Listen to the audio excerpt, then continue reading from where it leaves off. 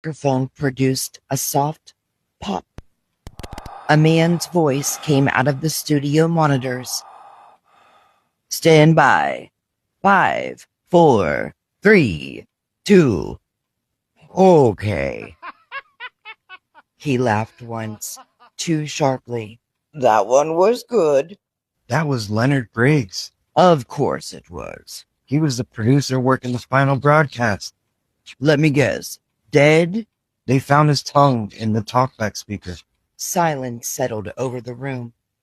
Rick stared at Arthur, then turned toward the camera with a smile that had begun to rot at the edges.